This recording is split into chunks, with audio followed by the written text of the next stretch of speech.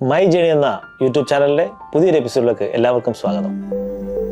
Dream it, do it, achieve it. ഇന്ന് നമ്മളപ്പോൾ ഉള്ളത് കിരീടം എന്ന സൂപ്പർ ഹിറ്റ് സിനിമ ഉൾപ്പെടെ 9ഓളം സിനിമകൾ പ്രൊഡക്ഷൻ ചെയ്യുകയും 16ഓളം സിനിമകൾ ഡിസ്ട്രിബ്യൂഷൻ ചെയ്യുകയും 180ഓളം സിനിമകളിൽ അഭിനയിക്കുകയും പ്രമുഖ സീരിയലിലും അഭിനയിച്ചുകൊണ്ടിരിക്കുന്ന Shri Dinesh Panicker. Welcome to the show. Thank you. നമസ്കാരം. ഞാൻ രാജേഷ് കൊല്ലം. രാജേഷ് കൊല്ലത്തിനോടൊപ്പം ഞാൻ Nayana. Hello sir. Hello sir, എന്തൊക്കെയാണ് വിശേഷങ്ങൾ? വിശേഷം എന്താ ഇപ്പൊ പറയാനാണെങ്കിൽ നമ്മൾ ഇരിക്കുന്നത് അബുദാബിയിലാണ്. അതെ. അപ്പോ ഈ അബുദാബിയിലെ എങ്ങനെ ഞാൻ എത്തിപ്പറ്റി എന്നുള്ളതായിരിക്കും ആദ്യത്തെ ചോദ്യം. അതെ, തീർച്ചയായും ഞാൻ അതാണ് അടുത്തത് ചോദിക്കാൻ വന്നു. അപ്പൊ അതിനോട് ഉത്തരം ആദ്യം തരാം. അതെ. അപ്പൊ ഞാൻ ഇന്നലെ വന്നിരിക്കുന്നത് ഇവിടെ, ഇന്നലെ അല്ല, മിനിഞ്ഞാന്ന് ഇവിടെ അബുദാബിയിൽ എത്തിയിരിക്കുന്നത് ഇവിടെ ഒരു ഗംഭീര ഷോ നടന്നു. അപ്പോൾ ഈ ഷോ എന്ന് പറയുന്നത് world arts and cultural foundation എന്ന് പറയുന്ന പുതിയതായിട്ട് ഫോം ചെയ്തിരിക്കുന്ന ഒരു ബോഡിയാണ്. അതിൻ്റെ ചെയർമാൻ എന്ന് പറയുന്നത് നസീർ പെരുമ്പാവൂറാണ്. അപ്പോൾ അദ്ദേഹം എന്നെ ഒരു 2 വർഷം മുമ്പാണ് എന്നെ വിളിച്ചിട്ട് എന്നോട് പറഞ്ഞു, ഇങ്ങനെ ഒരു ആർട്സ് ആൻഡ് കൾച്ചർ കണക്റ്റഡായിട്ട് ഒരു അസോസിയേഷൻ സ്റ്റാർട്ട് ചെയ്യാണ്, അതിനകത്ത് എൻ്റെ ഒരു സാന്നിധ്യം വേണം. ഞാൻ ചോദിച്ചു, എൻ്റെ സാന്നിധ്യം എങ്ങനെയാണ്? അപ്പോൾ അദ്ദേഹം പറഞ്ഞു, അതിനകത്ത് എൻ്റെ സാന്നിധ്യം വേണ്ടത് ഒരു രക്ഷാധികാരിയായിട്ട്, പേട്രനായിട്ട്. അങ്ങനെയാണ് ശരിക്കും വേൾഡ് ആർട്സ് ആൻഡ് കൾച്ചറൽ ഫൗണ്ടേഷൻ്റെ ഒരു ഇനോഗ്രേഷൻ ശരിക്കും അത് 2 വർഷം മുമ്പ് നടന്നത്. കഴിഞ്ഞ വർഷം ഇതിൻ്റെ ഒരു ഫസ്റ്റ് ആനിവേഴ്സറി സെലിബ്രേറ്റ് ചെയ്തപ്പോൾ എനിക്ക് വരാൻ പറ്റിയില്ല. അന്ന് ഇവിടെ കുറെ താരങ്ങളിവിടെ വന്നിരുന്നു. എനിക്ക് ഓർമ്മയുണ്ടോന്നില്ല, കുറെ താരങ്ങൾ വന്നിരുന്നു. അന്ന് ശങ്കർ, സ്വാസിക, അങ്ങനെ കുറെ പേരുണ്ടായിരുന്നു. അടിപൊളി പ്രോഗ്രാം ആയിരുന്നു. പക്ഷെ അന്ന് എനിക്ക് വേറെ എൻ്റെ പേഴ്സണൽ കുറച്ച് കമ്മിറ്റ്മെന്റ് ആയിരുന്നു, നാട്ടിൽ നിന്ന് വരാൻ പറ്റിയില്ല. പക്ഷെ ഇപ്രാവശ്യം എൻ്റെ അടുത്ത് നസീർ പറഞ്ഞു, എന്തായാലും ചേട്ടൻ വരണം, ഉണ്ടായിരിക്കണം എന്ന് പറഞ്ഞതിന്റെ പേരിൽ വരിക മാത്രമല്ല, ഇതിനകത്ത് ഒരു ചീഫ് ഗസ്റ്റ് ആയിട്ട് നമുക്ക് ഇമ്പോർട്ടൻ്റ് ആയിട്ടുള്ള ഒരു പേഴ്സണാലിറ്റി വേണമെന്ന് പറഞ്ഞിരുന്നു. അങ്ങനെ ഒരു ഇമ്പോർട്ടൻ്റ് ആയിട്ട് പേഴ്സണാലിറ്റി നമുക്ക് കിട്ടി എന്നുള്ളതാണ്. അറിയാലോ, അത് ഇമ്പോർട്ടൻ്റ് പേഴ്സണാലിറ്റി എന്ന് പറയുന്നത് വർഷങ്ങളോളം നമ്മൾ കണ്ട് ഇഷ്ടപ്പെട്ട് ആരാധിച്ചു വന്ന അംബിക, പഴയ ഹീറോയിൻ എന്ന് പറഞ്ഞ പോലെ ഇപ്പോഴും നല്ല വേഷങ്ങൾ ചെയ്തുകൊണ്ടിരിക്കുകയാണ് അംബിക. അപ്പൊ അംബികയുടെ ഒരു താരമൂല്യം നമുക്ക് എല്ലാവർക്കും അറിയാം. കാരണം അവര് എത്രയോ വർഷമായിട്ട് മലയാളത്തിൽ മാത്രമല്ല തമിഴ്, തെലുങ്ക്, ഹിന്ദി ചെയ്തിട്ടില്ല എന്ന് തോന്നുന്നു. പക്ഷേ അവർക്ക് ആ ഒരു കാലഘട്ടത്തിൽ അമിതാഭ് ബച്ചൻ വരെ വിളിച്ചിട്ട് ഈ പറഞ്ഞ അവർക്ക് റോൾ ഓഫർ ചെയ്തിരുന്നതാണ്. അപ്പൊ അത്രയും വാല്യൂ ഉള്ള അംബിക ഇന്ന് നായികയല്ല, ഇന്ന് നായികയുടെ അമ്മയായിട്ട് കരവേഷം ചെയ്തുകൊണ്ടിരിക്കുന്നത്. പക്ഷെ ഇന്നും നിറ സാന്നിധ്യമാണ്. അതുകൊണ്ട് അവരെ ഇഷ്ടപ്പെടുന്ന ആൾക്കാർ നമ്മുടെ ഷോയ്ക്ക് വന്നെങ്കിൽ അത് കണ്ടു കാണുമല്ലോ.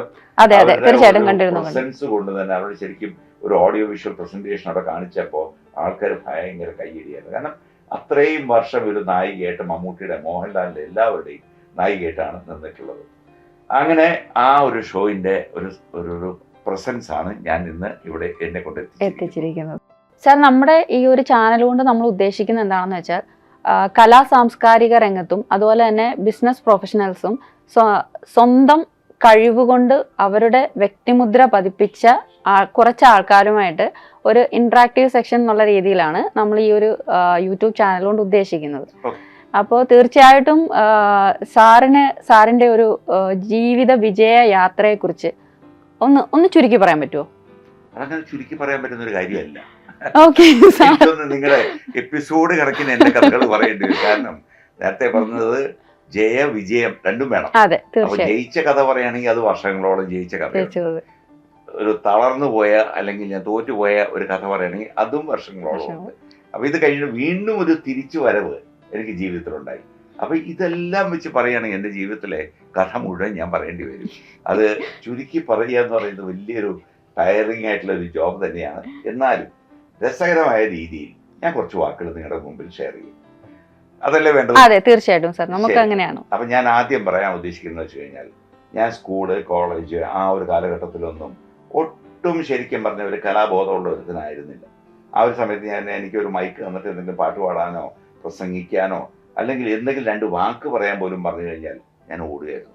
കാരണം ഒരു കഴിവില്ല, സത്യം പറഞ്ഞു കഴിഞ്ഞാൽ പേടിയാണ്. അപ്പൊ അങ്ങനെ ആ ഒരു ബാക്ക്ഗ്രൗണ്ടിൽ നിന്ന് ഞാൻ വന്നിട്ട് സ്കൂൾ കഴിഞ്ഞു, കോളേജ് കഴിഞ്ഞു, പിന്നെ എൻ്റെ പേഴ്സണൽ ലെവലിലുള്ള ജോലി കിട്ടി. ആ ലെവലിൽ പോലും ഞാൻ ഒരിക്കൽ പോലും ഒരു കലാപരമായിട്ട് ഞാൻ ചിന്തിച്ചിട്ടില്ല. കാരണം അതിനുള്ള കഴിവില്ല എന്നാണ് ഞാനും വിശ്വസിച്ചിരുന്നത്. ഇങ്ങനെ ഇരിക്കുന്ന സമയത്താണ് ഒരിക്കലും ബിസിനസ് പോലും ഞാൻ ചിന്തിച്ചിട്ടില്ല. സിനിമ സംബന്ധം പോട്ടെ, ഒരു ബിസിനസ് പോലും. പക്ഷെ ഞാൻ അവസാനം വന്ന് പെട്ടത് എങ്ങനെയാണെന്ന് വെച്ച് കഴിഞ്ഞാൽ ഒരു വീഡിയോ ലൈബ്രറിയും അത് കഴിഞ്ഞിട്ട് അതിൻ്റെ വീഡിയോ കോപ്പിറൈറ്റും അത് കഴിഞ്ഞ് ഇവൻറ്റ് മാനേജ്മെൻറ്റും അങ്ങനെ എൻ്റെ കൂടെ പറഞ്ഞാൽ അവസാനം വന്ന് സിനിമയും എല്ലാം കൂടെ എനിക്ക് വന്ന് ഭവിച്ചതാണ്. അപ്പോൾ ഇത് ഒരു ബിസിനസ്സിൻ്റെ ഭാഗമായിട്ട് ഇതെല്ലാം സിനിമ ഇൻഡസ്ട്രിയിലോട്ട് എൻ്റർടൈൻമെൻറ്റ് ഇൻഡസ്ട്രിയിലോട്ട് ഞാൻ വന്ന് എത്തിപ്പറ്റി. അവിടെ ഒരു സിനിമ നിർമ്മിക്കണം എന്നൊരു ചിന്ത എനിക്കില്ലായിരുന്നു. അവിടെ ആൾക്കാരുടെ കൂട്ടത്തിൽ ഞാനും ഇങ്ങനെ പങ്കുചേരുമായിരുന്നു. അവരുടെ കൂടെ എൻ്റർടൈൻമെൻറ്റ് ഇൻഡസ്ട്രിയിൽ ഞാനും അവരെ മമ്മൂട്ടി, മോഹൻലാൽ, എനിക്ക് മുമ്പ് സത്യം പറയട്ടെ പ്രേം നസീറിനെ വരെ നേരിട്ട് കണ്ടിട്ടുള്ളൊരു വ്യക്തിയാണ് ഞാൻ. പ്രേം നസീർ, ജയൻ എന്നിങ്ങനെയുള്ള ആ ഒരു 1980s ഷൈൻ ചെയ്ത് നിന്നിരുന്ന വ്യക്തികളെയൊക്കെ കണ്ട് വരാനുള്ളൊരു ഭാഗ്യം എനിക്ക് കിട്ടി എന്നുള്ളതാണ്. അപ്പോൾ ആ ഒരു കാലഘട്ടത്തിൽ ഞാൻ ഒരു സിനിമയിൽ അഭിനയിച്ചു കേട്ടോ. 81-ലാണെന്ന് തോന്നുന്നു അല്ലേ സർ? അത് 81-ലാണ്. അത് ഒരു ദിവസം ഞാൻ മോഹൻലാലിൻ്റെ സുഹൃത്താണെന്ന്. മോഹൻലാലിൻ്റെ മഞ്ഞിൽ വിരിഞ്ഞ പൂക്കളൊക്കെ ജസ്റ്റ് ഇറങ്ങിയിട്ടേ ഉള്ളൂ.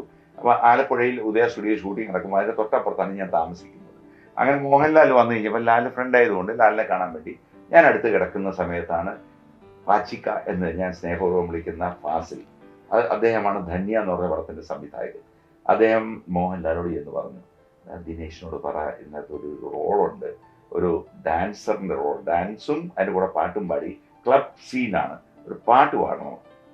മാത്രമല്ല അതിൻ്റെ ഏറ്റവും വലിയ ഭാഗ്യം എന്താണെന്ന് വെച്ചാൽ നമ്മുടെ സാക്ഷാൽ യേശുദാസ്, നമ്മുടെ ദാസേട്ടൻ പാടിയ പാട്ടാണ് ഞാൻ ചുണ്ടനക്കി പാടേണ്ടത്. ഞാനൊരിക്കലും അതിന് അനുയോജ്യനാണെന്ന് എനിക്ക് തോന്നിയില്ല. മനസ്സിന് ആഗ്രഹമുണ്ട് സിനിമ അഭിനയിക്കുന്ന കാര്യങ്ങൾ ചോദിച്ചു കഴിഞ്ഞാൽ നമുക്ക് എല്ലാവർക്കും ആഗ്രഹം ഉണ്ടാവും. പക്ഷെ ക്യാമറയുടെ മുമ്പിൽ പോയാൽ നമ്മൾ പതറിപ്പോവും. അതേ അവസ്ഥയായിരുന്നു എനിക്ക്. ഞാൻ പറഞ്ഞു ലാലെ എന്നെ കൊണ്ടൊന്നും പറ്റില്ല എന്ന് പറഞ്ഞു. പക്ഷെ അവസാനം ലാലും നമ്മുടെ പാച്ചിക്കയും എനിക്ക് കോൺഫിഡൻസ് തന്ന് ഞാൻ അങ്ങനെ ആദ്യമായി ജീവിതത്തിൽ അഭിനയിച്ചു. ധന്യ എന്ന ചിത്രം വന്ന് കണ്ടത് ആരെങ്കിലും ഉണ്ടെങ്കിൽ, കാരണം അത് 1981 സിനിമയാണ്, മിക്കവാറും ആരും കണ്ടു കാണില്ല. മാത്രമല്ല അതിൻ്റെ ഇപ്പോൾ വീഡിയോയോ യൂട്യൂബിലോ ഒന്നിനും തന്നെ അത് അവൈലബിളും അല്ല. ഞാൻ പറയുന്നത് അത് ഭാഗ്യമാണ്. കാരണം വെച്ചാൽ അത് കണ്ടാൽ മിക്കവാറും ആൾക്കാർ എന്നെ വേറെ ഒന്നും പറയുന്നില്ല, അത്രയ്ക്ക് മോശമായിരുന്നു. എൻ്റെ ഡാൻസ് പെർഫോമൻസും ചുണ്ടരക്കലും ഒക്കെ മോശമായിരുന്നു. ഏതായാലും വളരെ രസകരമായ ഒരു കാര്യം എന്ന് വെച്ച് കഴിഞ്ഞാൽ അത് അഭിനയത്തോടെ ഞാൻ അതിൻ്റെ അഭിനയം നിർത്തി. പിന്നീട് വർഷങ്ങൾക്ക് ശേഷമാണ് എനിക്ക് ഈ ഞാൻ പറഞ്ഞില്ലേ എൻ്റർടൈൻമെൻറ്റ് ഇൻഡസ്ട്രിയിലൊരു പൊതുവെ വരാനുള്ള യോഗം ഉണ്ടായി. അത് കഴിഞ്ഞ് ഞാൻ ഈ വീഡിയോ ബിസിനസ് എല്ലാം വളരെ നല്ല രീതിയിൽ പോയിക്കൊണ്ടിരിക്കുമ്പോഴേക്കും എല്ലാ സിനിമാക്കാരും, അതായത് ആർട്ടിസ്റ്റ് ആകട്ടെ, ഡയറക്ടർ ആകട്ടെ, പ്രൊഡ്യൂസേഴ്സ് ആകട്ടെ, എല്ലാവരും എൻ്റെ അടുത്ത് പറയും കോപ്പിറൈറ്റ് ബിസിനസ് എൻ്റെ അടുത്ത് വിൽക്കാൻ വേണ്ടിയിട്ട്. അന്ന് സാമ്പത്തികമായിട്ട് ഞാൻ നല്ല ഉയർന്നു നിൽക്കുന്ന ഒരു അവസ്ഥയാണ്. അപ്പം ഞാൻ വിചാരിച്ചു ശരി ഓക്കെ, സിനിമയ്ക്ക് വേണ്ടി മുടക്കാനുള്ള പൈസ എൻ്റെ അടുത്തുണ്ട്. അങ്ങനെ നമ്മൾ എന്തായാലും രണ്ടുപേരും കൂടെ കച്ച കെട്ടി ഇറങ്ങി. മോഹൻലാലിൻ്റെ അടുത്ത് പോയി കണ്ടു, ലാൽ സമ്മതിച്ചു. അങ്ങനെ സിബി മലയിലാണ് അവസാനം നറുക്ക് വീണത് സംവിധായകനായിട്ട്.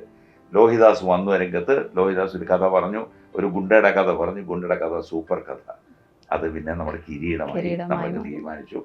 അങ്ങനെ ആ ചിത്രം നിങ്ങളുടെ മുന്നിൽ 1989 കിരീടം എന്ന പേരിൽ എത്തിക്കാനായിട്ടൊരു ഭാഗ്യം എനിക്ക് കിട്ടി. അപ്പോഴും പലരും എന്നോട് ചോദിക്കും, അത് കിരീടം ഉണ്ണിയല്ലേ എൻ്റെ പ്രൊഡ്യൂസർ? ഞാൻ പറയും, തമാശയ്ക്ക് പറയുന്ന ഒരു മറുപടി എന്താണെന്ന് വെച്ച് കഴിഞ്ഞാൽ, കൃപ ഫിലിംസ് എന്നാണ് ഞങ്ങളുടെ ബാനറിൻ്റെ പേര്. കൃഷ്ണകുമാർ അതായത് കിരീടം ഉണ്ണി, പിന്നെ പണിക്കർ അതാണ് കൃപ എന്നുള്ളതിൻ്റെ ഫുൾ ഫോം. ഈ കൃപ ഫിലിംസിൻ്റെ പേരിൽ ഞങ്ങൾ രണ്ടുപേരും കൂടി ചേർന്ന് എടുത്ത സിനിമയാണ് കിരീടം. പക്ഷെ എൻ്റെ പേര് ഞാൻ ഉണ്ണിയുടെ തന്നെ പറയും. ഞാൻ പറഞ്ഞ ഉണ്ണിയുടെ പേര് പന്ന പേരാണ്. ഒരു ലോകത്ത് മുഴുവൻ അതൊരു എത്രയോ ഉണ്ണിമാരുണ്ടാവും. അപ്പം ഞാൻ ഇന്നലെ ഉണ്ണിയെ കണ്ടു എന്ന് ചോദിച്ചു കഴിഞ്ഞാൽ എല്ലാവരും ഒന്ന് കണ്ണു ചൂടുന്നു, ഏത് ഉണ്ണി എന്നറിയാതെ ചോദിച്ചു പോകും. 100 ഉണ്ണിമാരെ നമുക്കറിയാം. അപ്പം അങ്ങനെ ആ കാലഘട്ടത്തിൽ ഉണ്ണി ഈ കിരീടം സിനിമയുടെ ഒരു പാട്ടായതുകൊണ്ട് അന്ന് നമ്മുടെ കിരീടം പിടിച്ച ഉണ്ണിയെ എന്ന് പറഞ്ഞ് അങ്ങനെ പുള്ളിയുടെ പേര് കിരീടം ഉണ്ണിയായിട്ട് എസ്റ്റാബ്ലിഷ് ആയി. പക്ഷേ അതേസമയം ഏത് ദിനേശ് പണിക്കർ എന്നാലും ചോദിക്കില്ല, ഒറ്റ ദിനേശ് പണിക്കരേ ഉള്ളൂ. അതുകൊണ്ട് എൻ്റെ പേരിൻ്റെ കൂടെ കിരീടം ദിനേശ് പണിക്കർ വന്നിട്ടില്ലാന്നേ ഉള്ളൂ. അങ്ങനെ കിരീടം എന്ന സിനിമ നിർമ്മിച്ചുകൊണ്ടാണ് ഈ പറഞ്ഞ രംഗത്തേക്ക് കടന്നത്. പിന്നെ ദൈവം സഹായിച്ച് വളരെ വിജയകരമായ ഒരു യാത്രയായിരുന്നു. ഞാൻ ചെപ്പ് കിലുക്കണ ചങ്ങാതി, ബോക്സർ, കളിവീട്, മയിൽപീലിക്കാവ്, പ്രണയവർണ്ണങ്ങൾ, പിന്നെ അത് കഴിഞ്ഞപ്പോൾ സ്റ്റാലിൻ ശിവദാസ്. അത് കഴിഞ്ഞ് 2002 ഞാൻ ഒരു സിനിമ കൂടി എടുത്തു. അതാണ് എൻ്റെ പേര് ചിരിക്കുറുക്ക്. ഇത്രയും 9 സിനിമയോളം നിർമ്മിക്കാനുള്ള ഒരു നിയോഗം എനിക്കുണ്ടായിരുന്നു. പക്ഷേ ഇതൊക്കെ കഴിയുമ്പോഴേക്കും നമ്മുടെ ബാലൻസ് ഷീറ്റ് നോക്കിയപ്പോൾ എനിക്ക് 2.5 കോടി നഷ്ടമാണ്. അപ്പോൾ ഞാൻ തീരുമാനിച്ചു എന്തായാലും ഞാൻ ഇനി മുന്നോട്ട് പോകണമെങ്കിൽ വളരെ സൂക്ഷിച്ചു പോയില്ലെങ്കിൽ വലിയ ബുദ്ധിമുട്ടാണ് സിനിമ ഇൻഡസ്ട്രിയിൽ. അപ്പോൾ ആ കാലഘട്ടത്തിൽ ഞാൻ നോക്കുമ്പോൾ എനിക്ക് പ്രൊഡക്ഷൻ മാത്രമല്ല ഡിസ്ട്രിബ്യൂഷൻ കൂടിയുണ്ട്. അപ്പോൾ ഡിസ്ട്രിബ്യൂഷൻ കൂടി ഉള്ളത് കൊണ്ട് റിസ്ക് കൂടുതലായിരുന്നു എനിക്ക്. കാരണം ഞാൻ തന്നെ പ്രൊഡ്യൂസർ, ഞാൻ തന്നെ ഡിസ്ട്രിബ്യൂട്ടർ, അപ്പോൾ എല്ലാ ഫുൾ പണം ഞാൻ തന്നെയാണ് മുടക്കുന്നത്. അങ്ങനെ ചെയ്ത് ഡിസ്ട്രിബ്യൂഷൻ തൊട്ടതിലും എല്ലാത്തിനും മോശമായി. അപ്പോൾ എല്ലാം കൊണ്ട് ഞാൻ തീരുമാനമെടുത്ത് 2002 എനിക്ക് ഓൾ കേരള 5 ഓഫീസ് ഉണ്ടായിരുന്നു. ആ 5 ഓഫീസിൽ ഞാൻ മൈൻഡപ്പ് ചെയ്തു. അവിടെ ഞാൻ ആ ജയത്തിന്റെ ഒരു ഫസ്റ്റ് പടി മുകളിൽ നിന്ന് താഴോട്ട് ഇറങ്ങി. അവിടെയാണ് ഞാൻ താഴോട്ട് ഇറങ്ങിയത്. പക്ഷെ അത് കഴിഞ്ഞപ്പോഴും ഞാൻ തോറ്റു കൊടുക്കുന്ന ഒരു വ്യക്തിയല്ല. ജീവിതത്തിൽ ഞാൻ തീരുമാനിച്ചൊരു കാര്യം എന്ന് വെച്ചാൽ ഞാൻ തെറ്റൊന്നും ചെയ്തിട്ടില്ല. ഞാൻ കഷ്ടപ്പെട്ട് ഞാൻ തന്നെ ഉണ്ടാക്കിയ പൈസ പറഞ്ഞ പോലെ ഞാൻ തന്നെ കൊണ്ടു കളഞ്ഞു. സാരമില്ല, ഇനി ഞാൻ വീണ്ടും ഉണ്ടാക്കും. ആ ഒരു കോൺഫിഡൻസ് എനിക്കുണ്ടായിരുന്നു. പക്ഷേ സത്യം പറയട്ടെ, സിനിമയിൽ നമ്മൾ ഒരിക്കൽ കാശ് കളഞ്ഞാൽ അത് തിരിച്ചെടുക്കാൻ വലിയ പാടാണ്. നമ്മുടെ ഒരു ചരിത്രം നോക്കുകയാണെങ്കിൽ ഇതിനു മുമ്പ് പലരും സിനിമ ഇൻഡസ്ട്രിയിൽ വന്ന് ഒരു സിനിമ എടുത്തിട്ട് പോലും അടുത്ത സിനിമ എടുക്കാൻ പറ്റാത്ത അവസ്ഥയിലോട്ട് പലരും വന്നിട്ടുണ്ട്. പക്ഷേ എൻ്റെ ഒരു കേസിൽ ഞാൻ 9 സിനിമ നിർമ്മിച്ചു. അതും അഭിമാനത്തോടെ പറയാം. മമ്മൂട്ടി, മോഹൻലാൽ, സുരേഷ് ഗോപി, ജയറാം എന്നിങ്ങനെ എല്ലാ അന്നത്തെ താരങ്ങൾ മുഴുവൻ, കുഞ്ചാക്കോ ബോബൻ. അപ്പോൾ ഇവരെയൊക്കെ വെച്ച് സിനിമ എടുത്തിട്ട് ഒരു കുറച്ച് പതനം എനിക്ക് വന്നു. ഇനി ഞാൻ വീണ്ടും തിരിച്ചു വരും എന്നൊരു വിശ്വാസത്തിൻ്റെ പുറത്ത് കുറച്ച് നാള് ഞാനൊന്ന് സൈലന്റ് ആയിട്ട് കിടന്നു. അപ്പോൾ വണ്ടിക്കകത്ത് ഡീസലുണ്ട്, പക്ഷെ ഒന്ന് ഓടുമെന്ന് ചോദിച്ചാൽ ഓടില്ല. പമ്മി നിൽക്കുന്ന ഒരവസ്ഥയാണ്. അപ്പൊ അതുകൊണ്ട് ഞാൻ തീരുമാനിച്ചു തൽക്കാലം ഓഫ് ചെയ്തിട്ട പ്രശ്നമില്ലല്ലോ. അങ്ങനെ ഒരു 2-3 വർഷം ഞാൻ ഓഫ് ചെയ്തിട്ടു. ഈ ഓഫ് ചെയ്തിട്ട കാലഘട്ടത്തിൽ ദൈവം എന്നൊരാൾ മുകളിലുണ്ട്. ദൈവം എന്നെ കൊണ്ട് വെറുതെ ഇരുത്തിയില്ല. എന്നോട് പറഞ്ഞു ഒരു പണി. അന്ന് സീരിയൽ KK രാജീവ് എന്ന് പറയുന്ന സംവിധായകൻ സീരിയൽ അഭിനയിക്കാൻ വിളിച്ചു. ഞാൻ നടനെയല്ല, കാരണം എൻ്റെ സിനിമയിലൊന്നും തന്നെ ഞാൻ അഭിനയിച്ചിട്ടില്ല, ഡിസ്ട്രിബ്യൂഷൻ സിനിമയിൽ അഭിനയിച്ചിട്ടില്ല. അപ്പൊ ആ ഒരു സമയത്ത് എന്നോട് പറഞ്ഞു കഴിഞ്ഞപ്പോൾ ഞാൻ രാജീവ് എന്നെ കൊണ്ട് പറ്റില്ല. പക്ഷെ രാജീവ് അത് നിർബന്ധിച്ച്, എനിക്കൊന്ന് ദൈവം പുള്ളിക്ക് ഓർഡർ ഇട്ടിട്ടുണ്ടായിരുന്നു, അവരെ കൊണ്ട് അഭിനയിപ്പിക്കണം. അങ്ങനെ പുള്ളിയുടെ അമാശയുടെ പുറത്ത് ഞാൻ അഭിനയിച്ചു. ആ അഭിനയം രാജീവിന് ഇഷ്ടപ്പെട്ടു, ഓഡിയൻസിന് ഇഷ്ടപ്പെട്ടു. അടുത്ത ആ സീരിയൽ മേഖലയിൽ തന്നെ ഒരു ചർച്ചാ വിഷയമായി. എനിക്ക് അടുപ്പിച്ച് വേഷം കിട്ടാൻ. അങ്ങനെ സീരിയലിൽ ഞാൻ അഭിനയിച്ചു തുടങ്ങി. അപ്പൊ സീരിയൽ ഒരു ഗുണം പറഞ്ഞുതരാം. സിനിമ പോലെ ഫിലിമില്ല, മറ്റേ ഇത് ഡിജിറ്റലായിട്ടുള്ള ക്യാമറയാണല്ലോ. അപ്പൊ അതിനകത്ത് നമുക്ക് റീടേക്ക് വന്നാലും ശരി അത്രയും വലിയ ടെൻഷൻ ഇല്ല. സിനിമ അങ്ങനെയല്ല, സിനിമ അന്ന് ഡിജിറ്റൽ ആയിട്ടില്ല ആ കാലഘട്ടത്തിലും. അപ്പൊ ഞാൻ ഈ ഒരു ധൈര്യത്തിൽ അങ്ങ് അഭിനയിച്ചു തുടങ്ങി. അങ്ങനെ വലിയ കുഴപ്പമില്ലാതെ വന്നപ്പോൾ അതൊക്കെ പ്രൊമോഷൻ കിട്ടി, സിനിമയെ അഭിനയിച്ചു തുടങ്ങി. അങ്ങനെ ഒരു ട്രാൻസ്ഫോർമേഷൻ എൻ്റെ ലൈഫിൽ വന്നു തുടങ്ങി.